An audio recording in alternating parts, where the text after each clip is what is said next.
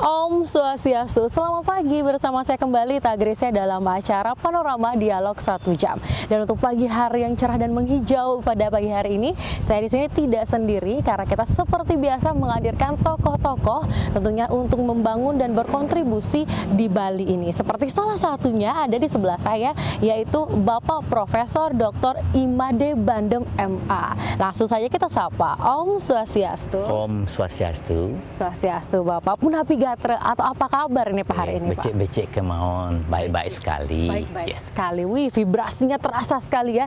Karena Bapak yang panggilan sayangnya Profesor Bandem gitu Pak. Betul, ya. Dengan nuansa budayawan. Wih, terlihat dari pakaian yang dikenakan. Kalau di Bali ini namanya udang Pak ya. Destar atau udang ya. Atau udang. Dan pagi hari ini kita membahas topik yang seru sekali, yaitu tentang budaya Bali Pak ya. Dan selanjutnya adalah budaya Bali ini terkenal dengan tradisi dan pakemnya. Nah, budaya Bali itu sangat erat dengan tradisi dan pakem sekali lagi Pak ya. Dan sebenarnya apa sebenarnya ini Pak taksu dari budaya Bali itu Pak? Silahkan Pak Profesor. Kalau kita berbicara masalah taksu gitu ya. Taksu itu ada di dalam berbagai bidang. Berbagai bidang. Berbagai bidang kebudayaan, antara lain ada taksu di dalam bidang pengobatan. Ada taksu di dalam bidang kesenian, pengobatan, kesenian. Ada taksu di dalam bidang yang lain-lain juga banyak sesungguhnya. Tapi kita pada hari ini akan membahas taksu dari bidang kesenian, seni budaya. Ya. Nah, kalau kita berbicara masalah taksu, jadi kata taksu itu datangnya dari kata caksu.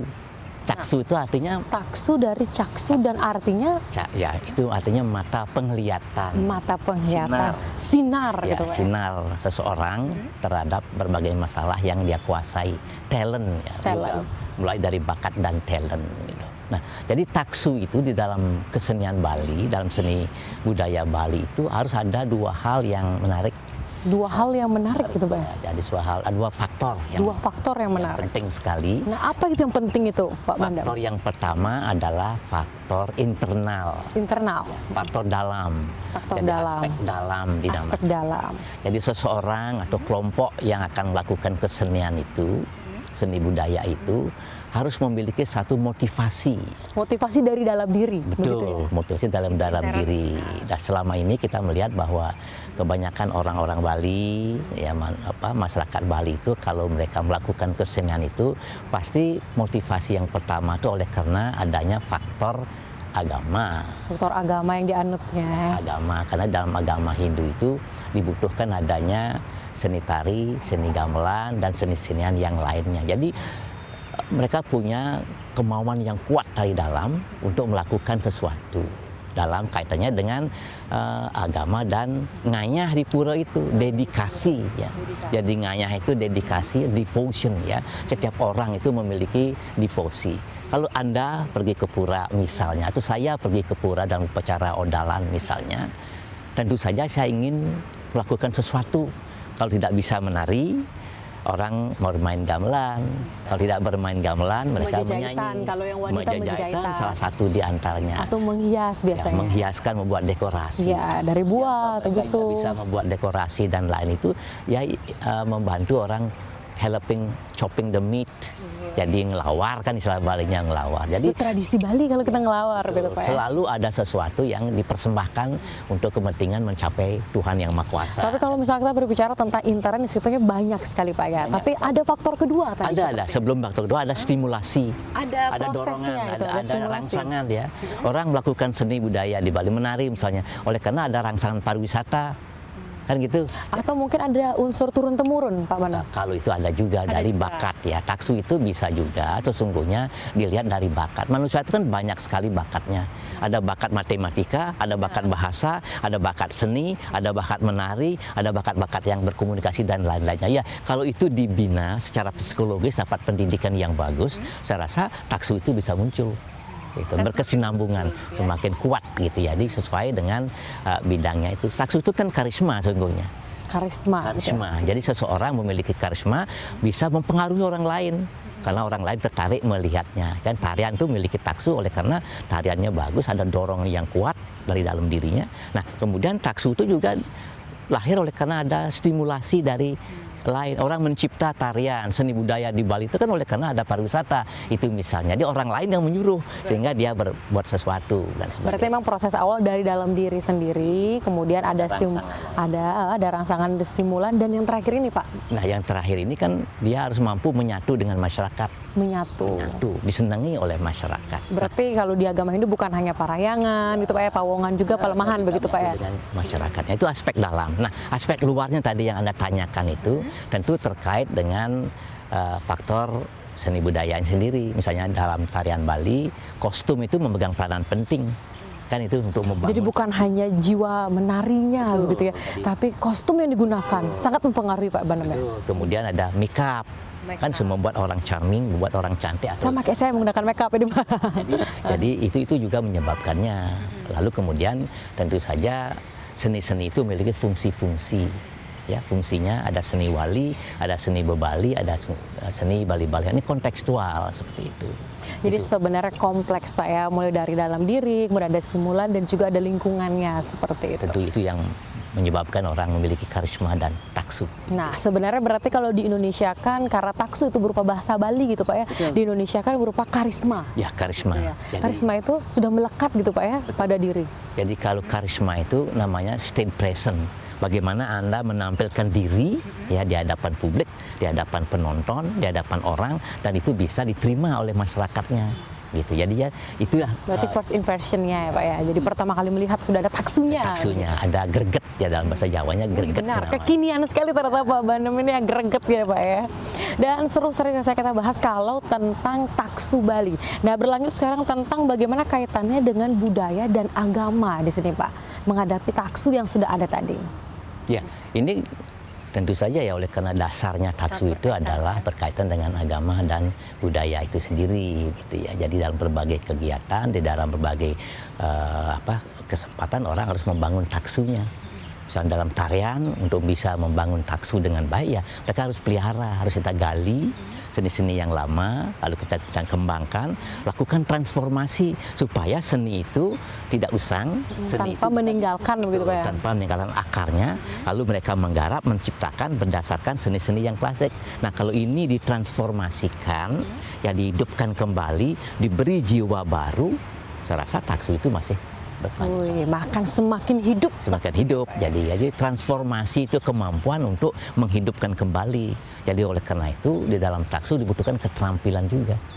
Keterampilan akan budaya yang sudah ada begitu Pak. Keterampilan Anda melakukan itu dan memahami budaya-budaya Bali yang sudah panjang sejarahnya begitu. Ini penting sekali. Bahkan dari berapa dekade sudah deh Pak ya.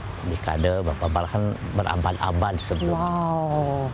Dan seru sekali untuk topik kita pada panorama dialog 1 jam. Dan buat pemirsa di rumah juga penasaran seperti apa dialog kita yang seru ini ya Pak Profesor Bandem yang bersedia hadir untuk hari ini. Maka jangan kemana-mana, tetap pada dialog panorama 1 jam.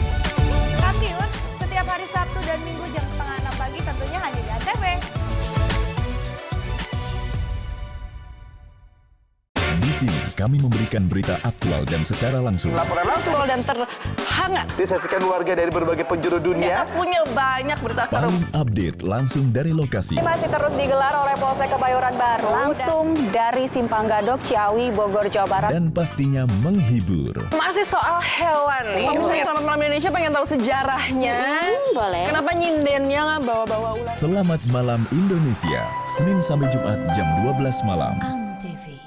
Acara paling seru favorit pemirsa. Ketemu lagi The New Hit Bulaga Indonesia. Seru-seruan di pagi hari. 38. Cakep Dewi Kramasya, cakep. Dapat hadiah keren. Dapat jodoh keren. Ya, bosnya patah hati. The New Eat Bulaga Indonesia, Senin sampai Jumat jam 8 pagi. Antv. Pesen juri sih cuma satu. Mama, jangan sampai resep keluarganya dihancurkan oleh anak. Mama jadi harus konsentrasi. Potong apa? Jangan ngajak ngomong mulu apa. Api unggun keluar cepetan. Biar nggak tambah hancur. Ya Allah, tobat 7 turunan. Anak setan banyak apa? Dapur Mama Seru, Sabtu dan Minggu jam 11 siang. Antv.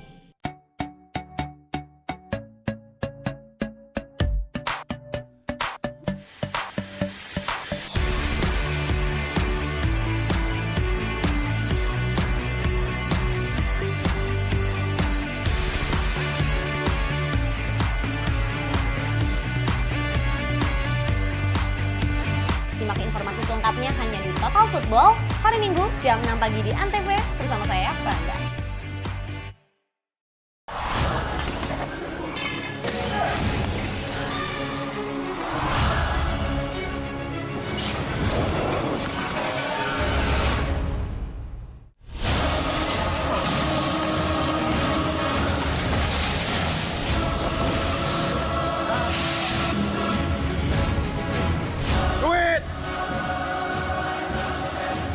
Takut.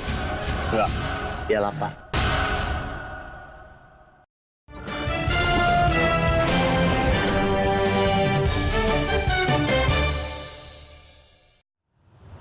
Masih bersama saya Ita Agresia dalam dialog yang seru banget untuk pagi hari ini dengan semangat pagi, dan kami membawakan tentang tentunya budaya Bali. Kalau tadi kita udah bahas tentang tarian, tentang taksu, kemudian dari abad ke abad sampai pada sekarang transformasinya, dan yang paling menariknya ini Bali bukan hanya sebagai pulau wisata aja, tapi bahkan seluruh orang di seluruh dunia ingin berbondong-bondong untuk datang ke Bali. Dan ada 9 tarian Pak ya, yang ini menjadi taksu Bali di dunia. Nah, seperti apa itu sebenarnya, Profesor Bandem, boleh dijelaskan? Boleh ya, jadi ini suatu keberhasilan dari masyarakat Bali, dari pemerintah Provinsi Bali, bahkan juga pemerintah pusat, bahwa baru-baru ini, bulan Desember tahun 2015 yang lalu, 9 tarian Bali itu ditetapkan sebagai warisan budaya dunia UNESCO gitu. Ini sesungguhnya kebanggaan kita. Nah, 9 tarian itu kita kategorikan di dalam proses pengusulan itu, kita kategorikan sebagai tari wali, karena Bali itu kan memiliki tari sakral ya. Tari sakral, tarian yang berdasarkan di pura, yang sesungguhnya dasar daripada taksu Bali itu di situ sesungguhnya, tarian yang bersifat wali itu. Nah, ada 3 tarian Bali wali atau tari sakral ya. Tari sakral itu, satu diantaranya adalah tari sangyang, Tari sangyang, tari rejang, dan tari paris gede. Ketiga, tarian ini sangat sakral dan sifatnya sangat intim dan komunal. Siapa saja bisa melakukannya asal memiliki ya training yang secukupnya. Nah, lalu yang kedua, ada tarian Bali yang dinamakan tari bebali. Bebali ya. Dan pertama itu sifatnya trans dan komunal, begitu. Yang kedua ini lebih kepada drama tari. Drama tari memiliki pakem yang Anda katakan tadi, memiliki pakem. Ada ceritanya seperti itu ya. Jadi cerita Ramayana dan Mahabharata masuk di dalamnya, dan juga cerita Panji dalam tari bebali ini. Ada bagian-bagian, ada adegan-adegan, ada perjalanan, ada percintaan, ada kegembiraan, ada perang. Ini bagian daripada sifat tari bebali itu. Nah, diantara yang ditetapkan oleh UNESCO itu ya tentu saja tari topeng Pajagan yang menggunakan topeng sakral juga sesungguhnya. Lalu tari wayang. Topengnya ini kayak taksu Pak ya. Topeng yang ada taksu di balik topeng itu juga ya. Itu sebenarnya yang menarik malah ya. Juga karena adanya transformasi kemampuan seseorang untuk mengekspresikan topeng itu sendiri. Walaupun sudah menggunakan topeng, tapi ada ekspresi di balik topeng itu yang mungkin menarik. Ya, itu namanya taksu di balik topeng. Jadi ada topeng Pajagan, ada wayang wong, lalu ada gambuh. Dan gambuh ini merupakan dasar daripada semua drama tari di Bali itu. Nah, lalu yang ketiga adalah tari Bali-Balihan. Ini yang penting. Ada Legong Kraton, ada Barong Kunti Seraya. Dua-dua ini menjadi tarian unggulan pariwisata. Dan yang ketiga tari joget bumbung, tari sosial joget bumbung ini. Joget bumbung ini kayak seperti yang menarik gitu Pak ya. Kita akan bahas juga. Dan memang sering Jadi ini sudah ditetapkan oleh UNESCO, dan ini suatu kebanggaan di mana kita sudah bisa berdialog dengan negara-negara di dunia yang lain. Nah, kan mereka sudah tahu sekarang. Jadi ini suatu bahan komunikasi yang luar biasa, dan ini adalah bahan untuk diplomasi kebudayaan baik bangsa Indonesia maupun Bali sendiri. Ini promosi yang luar biasa setelah ditetapkannya 9 tarian ini sebagai warisan budaya dunia tak benda ini gitu. Jadi kita sungguh beruntung. Patut bersyukur sebenarnya karena budaya Bali yang memang kalau kita bahas ini baru 9 Pak ya. Terus sebenarnya masih ada banyak sekali yang menjadi warisan dari budaya Bali. Kita belum memikirkan seni rupa, lukisan, belum melukiskan lukis, betul. Ukir juga, kemudian gamelan juga masih banyak, tetapi kita ini syukuri dari berbagai ragam genre daripada tari Bali itu 9 ini dikukuhkan sebagai warisan budaya dunia tak benda ini. Ini jadi model. Jadi orang-orang Thailand sudah menelpon saya banyak bagaimana caranya mengusulkan kok bisa semua tarian Bali diwarisi oleh wali bebali Bali-Balihan dengan 9 tarian itu. Ini jadi model nanti oleh karena termasuk banyak kita dari Bali membawa 9 tarian untuk kelas dunia di UNESCO. Yang lainnya cuma 1 kan. Ya, itu makanya. Dulu Aceh ditetapkan hanya 1 Saman. Lalu Irian kemarin Papua itu Noken gitu ya. Satu-satu lebih spesifik. Kita bisa membuat distintif keunikan yang 9 itu mewakili seluruh tarian Bali gitu. Nah ini. Jadi sangat komplit sebenarnya membahas tentang seni dan taksu gitu ya. Yang kebetulan untuk kali ini karena memang sekelas UNESCO karena ini dunia gitu ya. Jadi tentunya penghargaan sudah diberikan untuk tari khususnya dari Bali ini Pak ya. Tentunya menambah pariwisata begitu dan promosi yang luar biasa. Promosi yang luar biasa. Terlebih lagi memang Pak Bandem sendiri memang budayawan yang memang paling mengetahui gitu ya. Artinya ya kita saling sama belajar, bagian daripada. Benar, bagian. Tapi kalau misalnya kita melihat zaman yang kekinian, semakin bergeser dengan berbagai jenis yang masuk dan hadir, apalagi menghadapi MEA sekarang kan, masyarakat ekonomi ASEAN. Kalau kita melihat memang kita bangga, patut dengan 9 tarian Bali yang sudah masuk di kelas dunia. Tapi kalau kita melihat budaya Bali, bahkan tariannya Pak, ada beberapa yang memang dikomersilkan. Nah, bagaimana ini Pak untuk menanggapi atau mungkin ada pendapat tersendiri Bapak? Ya, di dalam sejarah perkembangan tari Bali, tadi kan dikatakan ada yang wali bergeser menjadi bebali, setelah itu bergeser menjadi Bali-Balihan. Kita sudah menyiapkan sesungguhnya konsep profesionalisme supaya orang-orang Bali itu bisa hidup dengan keseniannya. Nah ini memang berdikit-dikit. Nah sejak dibukanya, berakit-rakit ke hulu mungkin gitu ya, kalau. Betul, sejak dibukanya pariwisata dan Bali salah satu tujuan wisata dunia gitu. Tahun 1948 telah diciptakan tari Barong Kuntis Raya oleh kebetulan orang tua saya, orang tuanya Profesor Didier. Kebetulan sekali ya. Orang tuanya Cokodara Kotisnu membuat Barong and Chris Dance itu pada itu tahun 1948. Itu dikemas ya total, ada barongnya, ada ranglenya, ada topeng-topengnya. Ini kan menjadi salah satu unggulan. Jadi tari untuk kepentingan pariwisata. Di samping tadinya ada legong keraton dan juga adanya kecak kan gitu. Memang sudah ada usaha dari masyarakat Bali untuk mengkomersialkan secara positif ya. Ya, seniman itu juga perlu hidup. Ya. Kalau di pura, di temple itu mereka kan ngayah. Tadi devotion namanya. Tapi kalau dia kalau tarian Sangyang, Rejang itu memang ya perlu untuk mencarikan kehidupan. Nah, sekarang tinggal bagaimana bisa mengaturnya, menata, bahkan perlu ada aturan-aturan dari pemerintah supaya seniman itu bisa menghasilkan uang, bisa menghasilkan kehidupan. Nanti kedepannya tidak saja seni pertunjukan semacam itu. Sekarang dengan digitalisasi kita bisa menciptakan animasi, kita bisa menciptakan hal-hal yang terkait dengan teknologi. Ini bisa kita mempromosikan dan juga bisa melestarikan dan mengembangkan, dan itu uang tentunya, adanya hak cipta, adanya paten. Nah itu.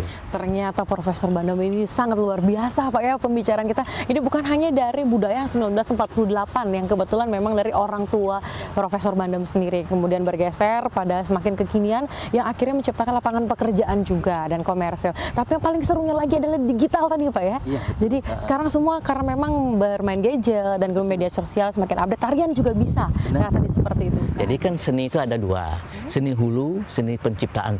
Seni hulu yang lahirnya dari wali bebali dan Bali-Balihan. Nah sekarang kita harus manfaatkan dalam dunia digitalisasi ini, kan seni hilir namanya.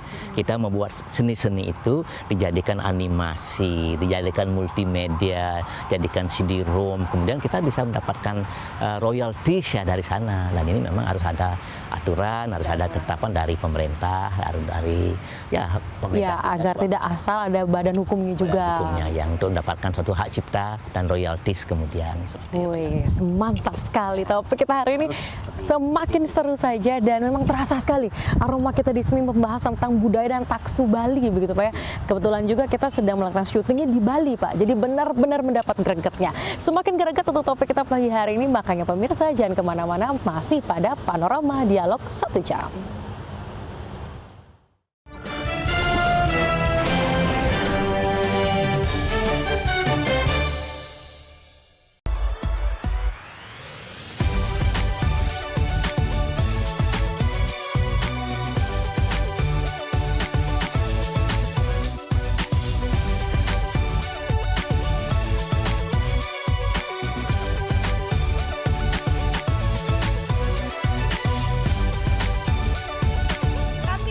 Setiap hari Sabtu dan Minggu jam 5:30 pagi tentunya hanya di Antv.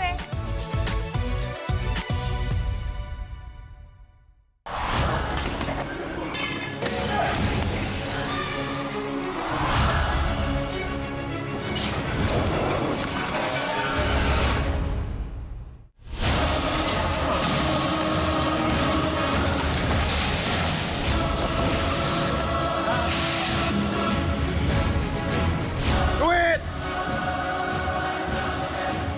Takut. Enggak, dia lapar.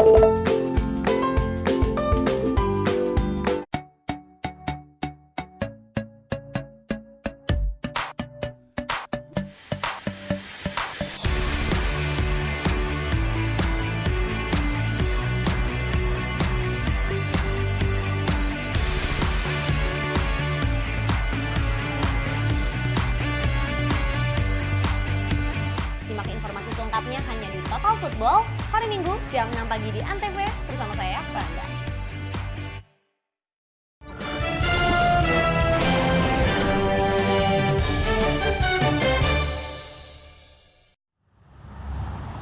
Dialog Panorama Pagi tentunya masih bersama Anda 1 jam membahas tentang taksu dan budaya Bali. Nah, kalau sekarang kita membahas bagaimana dengan kesenian Bali yang ini secara sakral ada di mana-mana, Pak. Kalau tadi kita udah membahas tentang tarian yang semakin berkembang dan ada beberapa jenis tarian tadi. Kalau misalkan sekarang tarian sakral ada di mana-mana, itu seperti apa itu, Pak?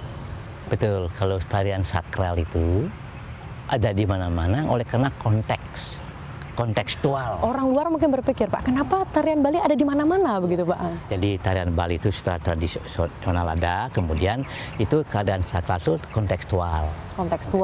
Kalau yang ada di pura, misalnya ada odalan, ada upacara-upacara besar, dipentaskan dalam kaitan dengan hari sakral, lingkungan juga sakral, peralatan juga sakral, jadi menjadi sakral karena dipersembahkan untuk kepentingan Tuhan atau kepentingan leluhur kita sendiri seperti itu. Nah, dan sekarang tarian ini pun oleh karena banyak orang-orang luar negeri yang sudah mempelajari, Tertarik bahkan ya. tertarik untuk mempelajari tari Bali dari segi perspektif estetik misalnya, ya mereka belajari baik di luar negeri maupun di dalam negeri. Banyak wisatawan yang sangat tertarik dengan Jadi tidak hanya wisatawan tetapi juga mahasiswa, karena di luar negeri itu sekarang hampir ada 300 jenis gamelan Bali dan gamelan Jawa di Amerika Serikat.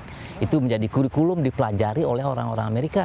Orang-orang Amerika itu kan ada orang Korea, orang Jepang, dan orang Amerika. dari seluruh dunia lah. Jadi mereka melajari mulai dari pertama adalah untuk kepentingan estetika, keindahan, gerak gitu ya, gerak. Karena tarian Bali itu kan memiliki pakem yang seperti Anda katakan. Ada namanya agam, cara berdirinya itu. Seledetnya aja beda, Pak. Beda sekali seledetnya. dengan tarian di lain tidak ada celedet kan. India ada tapi tidak sama dengan tarian Bali, karena kekhasan tarian Bali itu pertama memang dari mata. Nah, lalu ada standing position, caranya mereka berdiri, ada jalan yang berbeda, ada caranya mereka berujar itu kan. Lemuk tangannya juga beda, Pak. Benar, semuanya Kalau semua. wanita laki-laki beda gerak tangannya begitu, Pak ya. Beda. Ada karakterisasinya. Jadi karakterisasi itu dilihat dari agam, tandang, tangkis, dan tangkep, ekspresi itu yang dilakukan ya. Nah, itu Jadi komplit jadi satu kemudian tarian. jadi tarian Bali yang unik, berbeda dengan tarian Jawa, berbeda dengan tarian Jepang gitu ya. Nah, ini kan disenangi oleh mereka, oleh orang-orang di luar negeri. Nah, sekarang kalau Anda melihat pergi ke Jepang misalnya, di sebuah kuil di Jepang dipentaskan, saya pernah menyaksikan 150 orang penari rejang dewa di kuil. Ya, Tapi itu orang luar semua, tidak ada orang Bali. Wow, Jadi mantap. mereka mempelajarinya dari aspek estetik, nah meningkat ke etis, ke etika, lalu kepada konsepsi filosofi. Jadi orang-orang mempelajari tarian Bali itu tidak hanya sekedar teknik dan gerak, tetapi dari segi filosofinya, ya mereka harus belajar. Ada sejarahnya. Filosofi, ya itu dipelajari sehingga mereka sekarang tarian Bali itu berkembang hampir di mana-mana, tidak hanya dimiliki orang Bali yang ada di Bali, apalagi di Denpasar saja begitu, tapi di mana-mana sudah dipelajari oleh mereka. Tapi bagaimana dengan kalau misalnya orang luar gitu, seperti tamu mungkin dari Korea, seperti Jepang tadi, menarikan tari Bali, sakralnya itu seperti apa nih Pak Profesor Banda? Jadi kembali lagi kepada kontekstual. Jadi orang Jepang, orang Korea, orang Amerika pun kalau sudah mempelajari dalam waktu yang cukup lama, Mempelajari dari hati begitu ya. Mereka memahami tadi filosofinya terkait dengan filosofi agama. Berarti nggak cuma sekedar menari begitu, ada sejarahnya sebelum ada menari. sejarahnya. Jadi memahami secara lebih mendalam, saya rasa mereka juga menemukan sesuatu. Taksu gitu ya. Ya itu mereka juga bisa menemukannya ya. Walaupun susah sesungguhnya ya, karena Perlu proses, benar. Karena bukan budaya mereka, tetapi kalau mereka terlibat di dalamnya, sungguh-sungguh mempelajarinya, itu saya rasa suatu saat mereka memiliki karisma juga. Itu jadi bisa saya rasa ya. Tapi memang kalau dibedakan pasti sangat berbeda, taksu antara orang Bali dengan taksu antara orang luar. Tapi balik lagi ke konsep konstekstual tadi ya. Dan selain itu juga yang lebih menariknya lagi, bagaimana masyarakat ini dapat memilah, Pak Profesor, tentang yang sakral dengan yang komersial. Nah, bagaimana masyarakat harus memilah? Jadi kembali lagi, kalau sakral itu kan sakral dipentaskan untuk kepentingan upacara keagamaan. Persembahyangan. Persembahyangan itu ya, itu penting sekali. Karena nanti di dalam konteks pementasan itu tidak hanya tarian yang sakral, tempat panggungnya pun di jeroan pura itu namanya Adi Mandala. Itu ada upacaranya, Pak ya? Upacaranya, bantennya, peralatannya itu mendukung sekali proses sakralisasi. Jadi kita sudah melihat konteks yang ritual. Nah, kemudian yang komersial ataupun yang di luar konteks Bali-Balihan itu memang dipentaskan di luar pura dia, di dalam panggung dia. Dalam panggung yang lampunya sudah berbeda, lalu kemudian panggungnya tidak saja kembali lagi kepada tata titinya ya, tata titi pura dan beda ya, begitu. bara di luar dia pentaskan seperti itu, dalam pemanggungan dan lighting yang berbeda-beda, ini sudah beda sekali konsepnya. Dan yang hadir juga pasti berbeda, ya, Pak. dan diciptakan memang tari-tarian untuk kepentingan performance stage gitu. Jadi diciptakan Memang untuk massal, siapa saja boleh menonton. Tapi kalau misalkan di pura kan ada ketentuannya juga, yang suci baru bisa masuk. Dominasi di sana di dalam konteks upacara keagamaan itu. Tapi yang di luar itu, yang bukan yang di Bali-Balihan itu memang adalah tontonan begitu, tontonan. Nah, tontonan ini pun diciptakan atas dasar wali bebali itu juga. sehingga ada kesinambungan dalam penciptaan tari yang Anda katakan komersil, Anda katakan sebagai tarian tontonan, itu tidak pernah hilang dari akar budayanya. Saya rasa itu tantangan utama dari koreografer atau komposer dalam kesenian Bali. Makanya kita patut bersyukur Pak dengan 9 tarian tadi yang merupakan pokok sampai akhirnya bisa ke sakral, bisa ke komersial, dan semua dari seluruh dunia bisa menikmati taksu Bali lewat tarian begitu Pak ya. Tapi kalau kita melihat semakin berkembangnya kemajuan ya Pak, dan dunia akan semakin berkembang, baru tadi Bapak juga sudah bahas tentang digital. Nah pasti ada efek yang positif dan negatif. Nah, ini tidak akan pernah lepas, pro dan kontra. Nah, seperti apa ini Pak terhadap taksu dan tarian Bali dengan perkembangan zaman yang positif juga negatif, gitu Pak? Ya, kebetulan saya sendiri kan orang yang ikut melahirkan Sitikom Bali. Ya. Saya sudah tahu resikonya, pengaruhnya. Berarti efeknya sudah dipikirkan sebelumnya. Yang positif tentu saja. Ini Sitikom Bali yang dikomandoi oleh saudara Made Marlo Bandem itu baru saja mengembalikan rekaman-rekaman film-film ya mulai tahun 1928, 1940 bersama Dr. Ed Herbst namanya dari Amerika Serikat. Jadi rekaman-rekaman Bali di tahun 1928 sampai 40. Itu 1928 masih ada Pak? Masih ada. Ditemukan di dalam beberapa peneliti-peneliti asing. Colin McPhee, misalnya dari Amerika Serikat, merekam pada waktu itu. Kovar Rubias yang menulis tentang buku tentang masyarakat Bali itu. Dan mereka kan merekam itu. Ada perjalanan rekaman-rekaman ketika ada misi kesenian ke luar negeri itu. Nah ini dikembalikan oleh karena ada digitalisasi yang kuat sekarang. Dikembalikan ke mana ini Pak? Ke Bali. Oh, dikembalikan ke Bali. Repatriasi namanya, repatriasi. Nah, repatriasi ini rekaman yang dulu kurang bagus, oleh karena zaman dulu kurang bagus ini rekamnya, sekarang bisa diperbaiki nilainya, diperbaiki juga gambarnya, diperbaiki juga suaranya. Nah, ini dikembalikan ke Bali untuk menjadi sumber penciptaan, untuk menjadi sumber pengkajian, dan juga menjadi dokumentasi kita. Nanti generasi akan datang itu mempelajari seni-seni tradisi yang tadi kita bahas tadi itu, ya mereka masih bisa lewat rekaman-rekaman lama ini. Ya, jadi ada archive yang penting ini penting. Itu positifnya teknologi dan digitalisasi gitu ya. Berarti semua di sini bekerja dengan sama-sama Pak ya. Jadi bukan hanya tradisi budaya yang dari dahulu, tapi ternyata memori-memori lama kembali gitu. Seperti lagu kenangan gitu Pak ya. Pasti itu bisa dikembalikan dan bisa jadikan sumber kan nantinya. Nah, di pihak lain tentu saja adanya YouTube, adanya kecanggihan dari teknologi. Akses teknologi zaman sekarang ya. Muncullah efek-efek yang sering kita anggap sebagai negatif. Positif dan negatif. Kan ada misalnya sekarang pembicaraan kita kan sekarang membahas mengenai meretas joget porno gitu kan misalnya. Itu kan dampak daripada smartphone gitu ya, smartphone seperti itu. Nah ini dampak negatifnya ada hal-hal seperti itu. Kita nanti bisa bahas bagaimana caranya menghindari itu gitu kan. Jadi kita harus bisa melihat ke depan bagaimana menghindari meretas daripada hal-hal yang negatif sifatnya seperti itu. Dan semakin seru lagi Pak ya kalau kita membahas tentang dampak positif dan negatif dan seperti apa pembicaraan kita dalam panorama dialog 1 jam. Jangan kemana-mana, tetap berada di sini.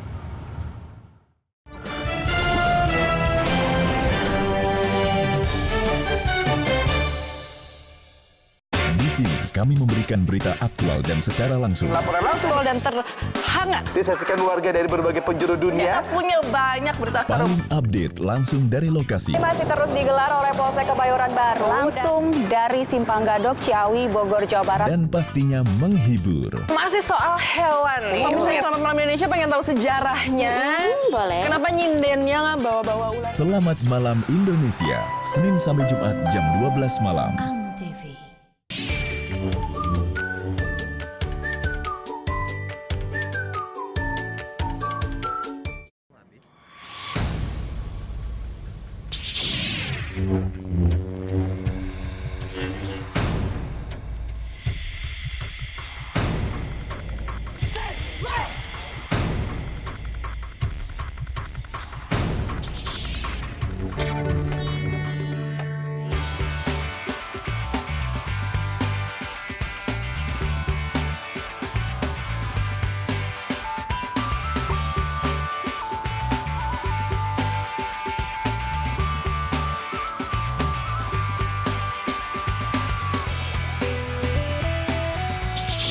2 Oktober 2009, batik Indonesia ditetapkan sebagai warisan kemanusiaan untuk budaya lisan dan bendawi oleh UNESCO. Beberapa daerah di Indonesia itu mempunyai batik, jadi nggak cuma ada di Pekalongan, Jogja, Solo, tapi di Jakarta juga ada batik. Namanya batik Betawi.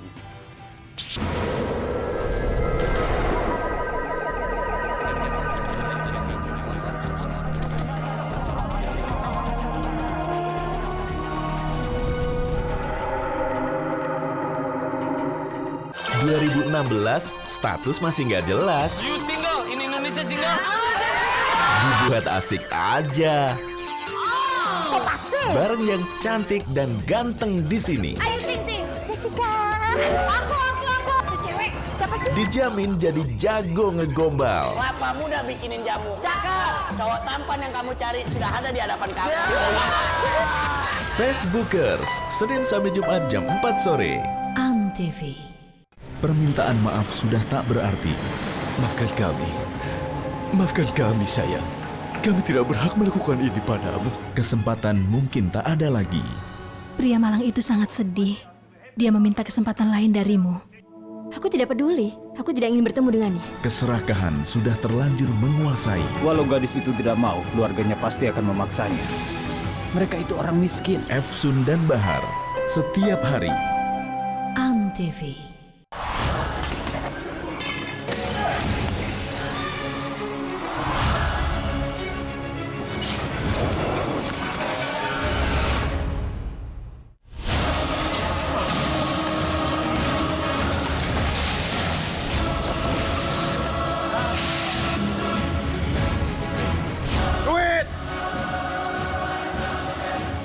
Takut. Enggak. Dia lapar.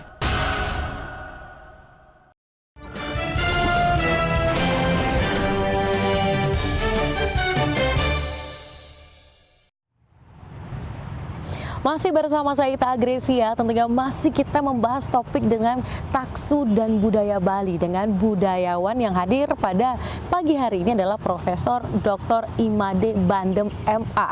Nah, tadi kita sudah sedikit membahas tentang dampak positif dan negatif. Kalau tadi positif ya pasti sudah banyak Pak ya, seperti tadi penghargaan. Kemudian kalau dari sisi negatifnya, nah contohnya saja salah satunya Pak ya, dan joget bumbung. Nah, banyak beredar joget bumbung yang serono seperti itu yang tak pantas lah gitu ya. Pantas. Nah, itu sebenarnya bagaimana menanggapi atau mungkin ada kiat khusus atau cara tersendiri oleh Bapak Profesor, bagaimana itu? Betul, ya kita sudah berkali-kali semuanya membahas di Pemprov Bali dengan Dinas Kebudayaan Bali, bahkan sekarang ada Listibia, Majelis Pertimbangan dan Pembinaan Kebudayaan itu diaktifkan kembali oleh Bapak Semakin banyak perkumpulannya untuknya. Jadi kita sekarang mulai memikirkan bagaimana caranya meretas joget bumbung tak pantas itu. Tadi kan kita sudah katakan bahwa joget bumbung itu kan diinskripsi oleh UNESCO ya.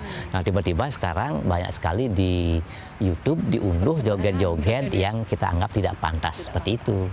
Nah, ini meretas ini memang susah karena memerlukan tenaga, energi yang banyak dan kecerdasan untuk berhubungan dengan YouTube kan begitu misalnya. Karena begitu kita klik joget tersebar seluruh dunia betul. Ada 4.000 klik itu ada 4.000 joget di situ ya. Bahkan yang mengakses ini dimanapun, kapanpun dan siapapun. Wah, itu dia masalahnya. Kalau kita mau meretas itu lalu berperang api dengan api kan susah sekali. Bakaran nanti Bapak Profesor. Satu kita hilangkan di YouTube, muncul lagi yang 1.000. Memang nggak susah seperti itu ya. Nah, sekarang cara yang paling bagus, paling baik kita kembalikan kepada membina grup-grup itu, membina seke-seke itu, menghindari kembali kepada pakem yang benar, lalu menghindari hal-hal yang tidak pantas itu, yang seronok itu kan itu. Memang masyarakat sering sekali seneng, demen ya, tapi ya sekarang kita kembalikan kepada desa adat untuk memberikan pembinaan. Jadi kan dalam konteks desa adat itu perlu sekali kepala desa adat itu memberitahukan kepada kelompok-kelompok yang ada di lingkungannya harus menghindari hal-hal yang bersifat seronok itu, karena itu kan memberikan pendidikan yang kurang baik terhadap generasi anak-anak muda kita, terutama anak-anak di SD yang itu kan. Bagi semua orang lah semuanya tidak bagus seperti itu. Jadi kita kembalikan, diberikan pembinaan oleh Listibia dan oleh pemerintah. Jadi pemerintah harus memberikan dana yang cukup juga untuk memberikan pembinaan-pembinaan dan sosialisasi mana yang etis, mana yang kurang etis, mana yang seronok, mana yang pantas dilakukan sehingga tarian Bali taksunya tetap ada gitu. Jadi kalau ini terus tidak diperhatikan akan menjadi kehilangan taksu nanti kita. Nah, apakah sejauh ini ya Pak Profesor, sejauh sudah tadi disampaikan bahwa pemerintah Provinsi Bali juga ikut untuk mendukung atau juga mensosialisasikan gitu kan. Apakah sudah pernah ada mungkin kegiatan yang memang langsung kita sosialisasikan atau mungkin sudah lewat media atau seperti apa atau malah mungkin ada komunitas atau seperti apa ini karena budaya Bali terlalu banyak dan juga penghamatnya juga banyak dan penggemarnya juga termasuk banyak begitu, seperti apa ini? Ini ada yang kita syukuri juga bahwa pemerintah Bali yang sekarang, Provinsi Bali yang sekarang ini, di dalam rangka pembinaan dan pengembangan ini, kan memiliki 3 festival. Ini yang kita perlu sosialisasikan juga. Ada 3 festival. Satu festival kesenian Bali yang sudah diluncurkan tahun 1979, gitu ya.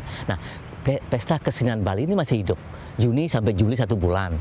Itu ada 180 kegiatan pementasan, pameran. Pagi, siang, sore ya, sampai itu tetap harus ada, setiap tahun itu tetap ada. Nah, lalu yang kedua ada lagi kegiatan dinamakan Festival Bali Mandara Mahalango. Langsung setelah PKB yang 1 bulan itu diteruskan dengan Festival Bali Mandara Mahalango itu. Ini memasuki tahun kedua ada ini. 100 kira-kira kegiatan juga yang dilakukan situ. Nah, sekarang yang paling muktahir, pemerintah juga meluncurkan sebuah festival namakan Nawanatya yang sepanjang 1 tahun itu. Nah, di situ kita sudah gambarkan, sudah kita buatkan distinctiveness-nya, keunikan-keunikan. PKB, Pesta Kesenian Bali, isinya adalah seni-seni klasik yang dilestarikan di 60% diantaranya adalah seni-seni klasik. Ini dari budaya Bali, Bali saja. Lalu kemudian yang 20% itu seni kontemporer, yang 20% seni populer dalam Pesta Kesenian Bali. Nah, sebaliknya pada waktu kita melaksanakan Bali Mandara Mahalango, 60% itu adalah seni-seni yang bersifat populer. Yang terkenal, gitu ya. Terkenal, populer, lagu-lagu pop Bali dan sebagainya yang disenangi oleh masyarakat, yang booming pada masa itu. Lalu itu ada kemudian 60% itu 20% kontemporer, 20% klasik. Nah, Nawanatya ini juga kelanjutan dari itu, ya paling baru 60% kontemporernya. Berikan kesempatan kepada para mahasiswa, anak-anak untuk berinovasi, menciptakan sesuatu yang masa kini. Yang 20% klasiknya, 20% kemudian populer. Tanpa melupakan tradisi itu, masih ada pakemnya gitu ya. Jadi pakemnya masih tradisi supaya nanti taksu Bali tidak hilang, kan begitu maksudnya. Nah, ini 3 festival ini yang dimiliki oleh pemerintah itu adalah salah satu wadah pembinaan. Nah, dari persiapan inilah kita mengunjungi seniman-seniman, mengunjungi grup-grup untuk memberikan masukan kepada yang mana yang pantas, yang mana yang tidak pantas. Bahkan untuk seni-seni yang bersifat komersial, seni-seni yang bersifat pariwisata itu, Listia Bia Bali itu mengeluarkan satu sertifikat yang dinamakan Pramana Patra Budaya dari dulu. Apa itu Pak Pramana? Mungkin pemirsa di rumah masih agak asing dengan namanya. Ya, itu sertifikat penilaian. Jadi bahwa kalau mereka mau pentas untuk kepentingan hotel di sentra-sentra pariwisata, mereka harus mendapatkan sertifikat itu penilaian dari Listia Bia gitu. Jadi ada standar, ada benchmarking standar yang siapa yang bisa untuk tampil untuk pariwisata. Jadi kita biarkan keragamannya, tetapi ada peraturan-peraturan yang kita bisa berikan. Berarti peraturan bebas yang berbatas seperti itu ya, asal tidak kebablasan. Seperti tadi kita kan yang mana pantas, yang mana tidak pantas itu etika kan, karena itu penting sekali bagi kita untuk melaksanakan itu. Tapi seru sekali kalau tadi kita ngebahas tentang Pesta Kesenian Bali. Itu ada dari setiap tahun, biasanya antara Juli dan lagi dengan Juli begitu ya. Terus kemudian juga ada Bali Mandara Mahalango begitu ya. Kemudian juga ada Bali Mandara Nawanatya, itu yang paling baru. Dan kita sedikit meneliti lebih dalam tentang Bali Mandara Nawanatya. Seperti yang Pak Bandem tadi bilang bahwa anak muda di sini berikan kesempatan untuk berkontemporer. Nah, memberikan kesempatan untuk berkreasi, berinovasi. Nah, seperti apa ini pendapat dari Profesor Bandem kalau misalkan anak muda semakin berkontemporer, semakin berimplementasi terhadap kesenian yang semakin maju, terhadap kesenian adat yang memang budaya aslinya seperti apa ini, Pak? Jadi saya rasa memang kita harus dorong mereka untuk melakukan itu, tetapi tentu saja mereka harus memahami dulu kesenian klasik mereka. Berarti jangan ujuk-ujuk langsung dari kontemporer, jangan seperti itu Pak ya. Karena kontemporer kan lahirnya di barat. Kita tidak memiliki teknik kontemporer seperti di barat. Kita sekarang masih mencoba-coba. Tapi mencoba-coba ini masih mencari bentuknya, tapi kesempatan untuk berinovasi penting sekali bagi anak-anak itu. Oleh karena itulah setiap mereka tampil di Art Center untuk kepentingan Nama Natya ini, kita berikan mereka pembinaan, kita berikan mereka framework bingkai kita berikan. Kalau Anda membuat satu seni tari kontemporer, lalu kita berikan mereka bingkai. Tema apa yang penting? Ya tema ambil dari kehidupan masyarakat Bali yang berbudaya itu. Berarti walaupun kontemporer ada masih batasnya, masih ada peraturannya. Bukan hanya kalau kontemporer kan masyarakat awam pasti berpikir, oh bebas ini seperti barat, seperti itu. Itu yang dimaksudkan. Kita membuat seni kontemporer yang serius, yang akar-akarnya harus kembali kepada kebudayaan kita secara luas. Kan gitu, jadi tema-temanya, garapan-garapan tariannya, garapan musiknya itu harus pakaiannya juga, walaupun kontemporer, tapi jangan sampai malah ke sarah gitu ya. Jiwanya itu masih, rohnya itu harus roh kesenian Bali yang masa dulu gitu ya, yang klasik gitu. Nanti kan kita lanjutkan lagi pembahasan kita yang semakin seru dengan Profesor Bandung, makanya jangan kemana-mana setelah pariwara berikut ini.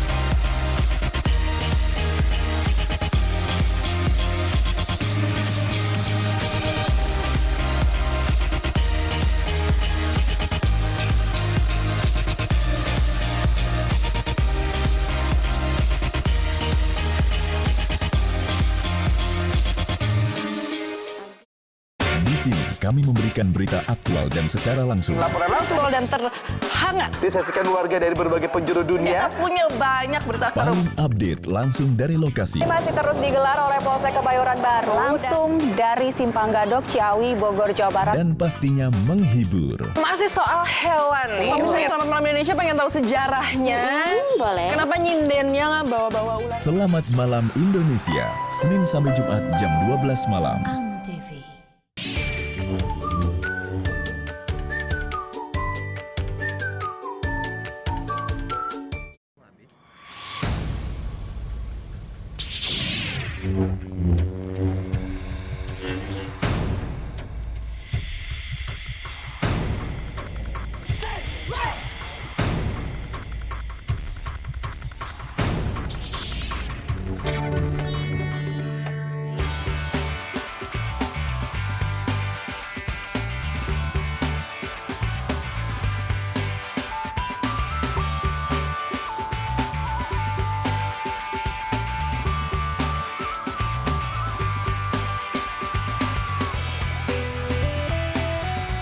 Sejak 2 Oktober 2009, batik Indonesia ditetapkan sebagai warisan kemanusiaan untuk budaya lisan dan bendawi oleh UNESCO.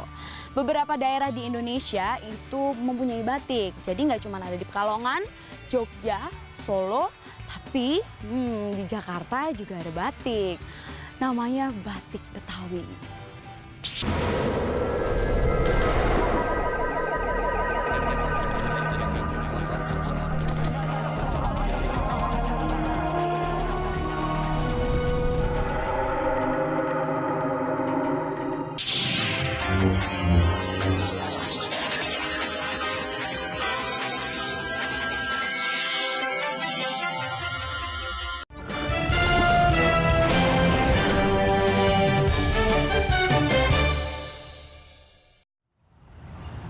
Masih bersama saya Ita Gresia dalam panorama dialog 1 jam masih dengan Taksu Bali dan budaya Bali, masih bersama Profesor Bandem. Dan semakin kekinian Pak ya, kalau kita melihat tradisi budaya Bali, kemudian tamu juga yang datang, wisatawan asing, mancanegara, baik itu lokal juga, sepertinya Bali semakin sesak ini Pak ya.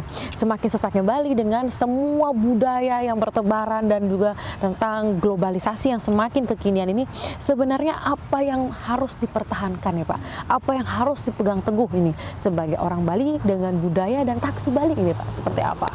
Yang kita perlu pertahankan masalah nilai sesungguhnya. Nilai. Jadi, kenapa harus nilai Pak? Nilai ini kan abstrak gitu ya, tapi nilai itu kan bagian daripada roh daripada kehidupan kita, dari roh daripada kesenian kita. Nah, kita kan tadi sudah mengatakan fungsi seni untuk kepentingan agama, untuk kepentingan kebudayaan itu masih penting dipertahankan. Saya mengadakan penelitian tahun 1992 bersama teman-teman di... Itu saya baru lahir Pak, 92. Penelitian itu? Kita kembangkan dulu ya. 70% masyarakat Bali itu menggelarkan seni budaya atau melakukan seni lukis dan lain-lainnya itu adalah untuk kepentingan agama, kepentingan kebudayaan. Itu pada tahun 90-an. Ya. Itu masih. Jadi mereka itu 70% masih mempunyai kemauan untuk melakukan kesenian untuk kepentingan budaya, filosofi dan keagamaan. Hanya 30% yang ada di dalam tari-tari yang bersifat komersial atau tari Bali-Balian itu. Nah, ini tetap harus kita jaga. Jadi masalah-masalah kehidupan keagamaan penting, kebudayaan itu penting agar jangan hilang dari nilai-nilai. Nilai kita kan ada nilai keseimbangan di dalam agama kita, dalam kesenian kita, dalam kebudayaan kita ada nilai keharmonisan. Selain nilai keseimbangan, nilai keharmonisan gitu. Harmonis itu penting sekali. Jadi harus seimbang. Harus keseimbangan itu. Ya kita mempertahankan yang lama tapi harus dikembangkan untuk kepentingan masa depan. Makanya ada continuity and change. Perubahan kan tidak bisa ditolak. Nah, di sini karena perubahan yang paling kekal, Pak. Kekal, betul. Jadi keharmonisan itu salah satu kunci daripada akar kebudayaan Bali. Kan gitu. Nah, lalu yang kedua keterbukaan. Kita dalam dunia mondial ini. Selain nilai keterbukaan. Keterbukaan. Bagaimana kalau semangat terbuka, kemudian teknologi, tradisi semakin masuk? Nah, bagaimana ini, Pak? Jadi keterbukaan, tapi kita punya seleksi kan. Kan kita punya seleksi karena budaya kita sudah mulai kuat, karena akarnya memang kuat. Masuk budaya India kita terima dengan baik, lalu seleksi yang mana yang baik kita ambil, yang mana yang tidak kita. Budaya Barat juga demikian. Ada yang bagus kita masukkan sehingga kita membuat keharmonisan sih. Balik seperti kontemporer tadi ya, mungkin diambil sedikit-sedikit tapi tidak semua langsung blek masuk seperti itu, masih disaring gitu ya. Lalu yang ketiga dinamis, bergerak terus. Dan berhenti. Jadi kreativitas itu adalah sumber dari budaya.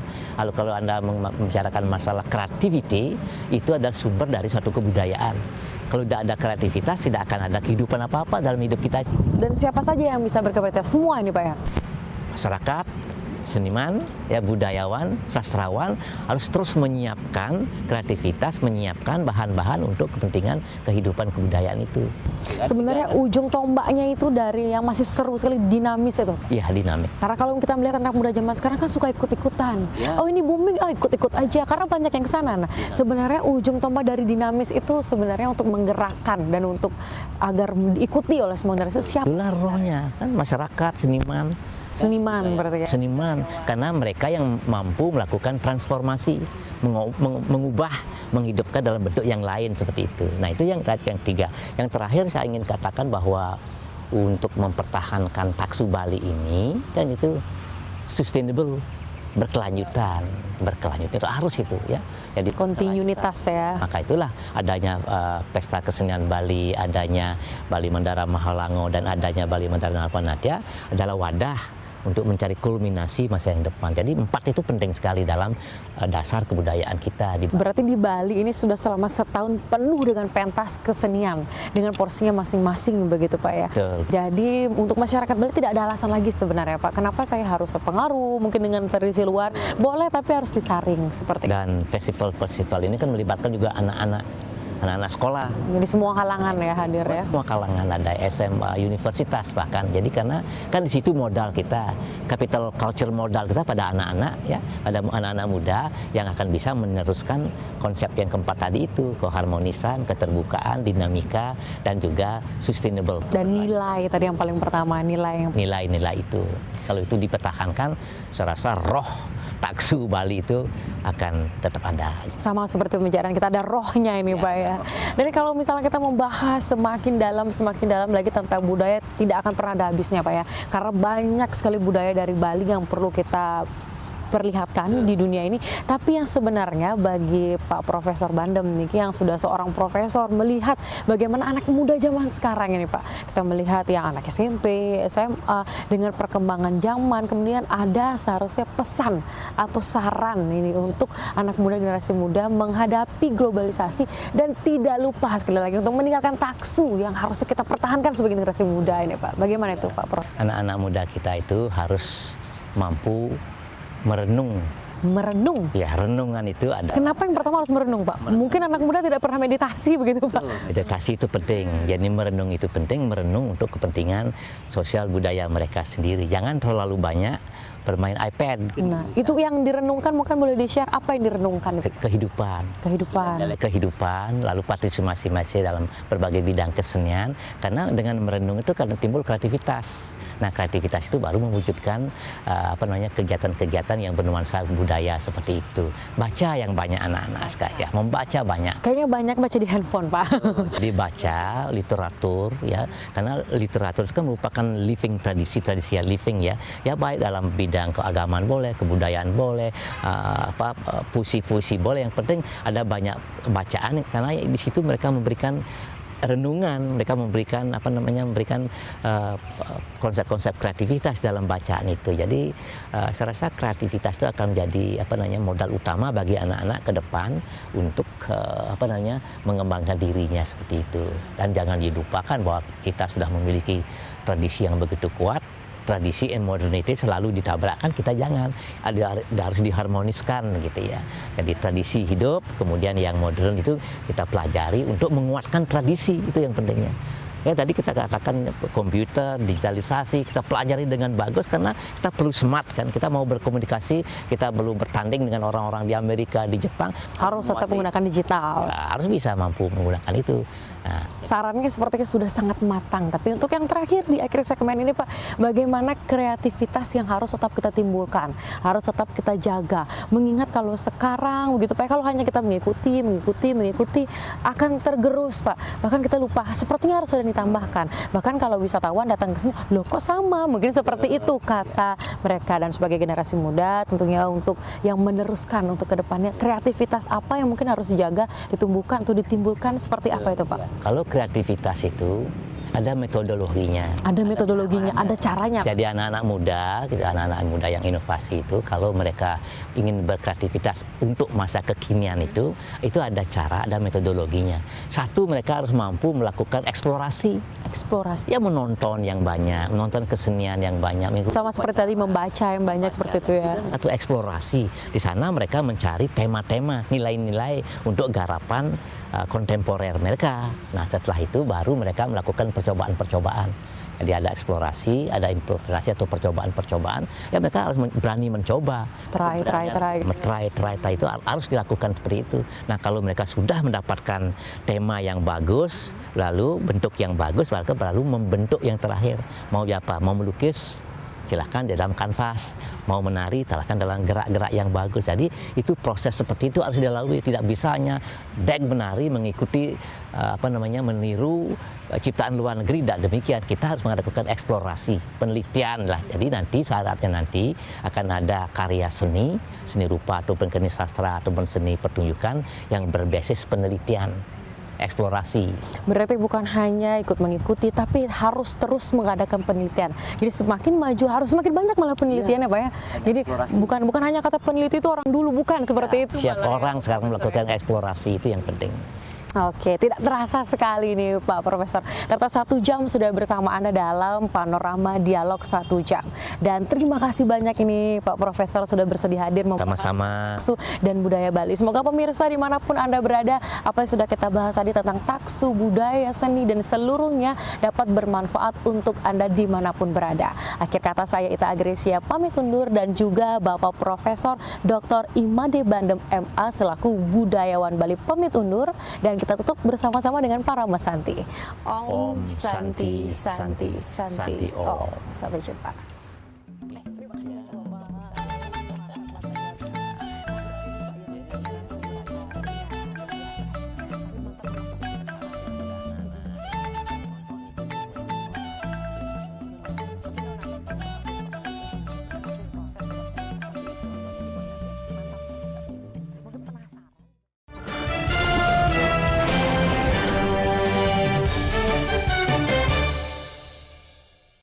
sini kami memberikan berita aktual dan secara langsung. Laporan langsung dan terhangat disaksikan warga dari berbagai penjuru dunia. Punya banyak berita seru. Paling update langsung dari lokasi. Masih terus digelar oleh Polsek Kebayoran Baru langsung dari Simpang Gadok, Ciawi, Bogor, Jawa Barat. Dan pastinya menghibur. Masih soal hewan nih. Pemirsa Selamat Malam Indonesia pengen tahu sejarahnya. Boleh. Kenapa nyindennya nggak bawa-bawa ular? Selamat Malam Indonesia, Senin sampai Jumat jam 12 malam.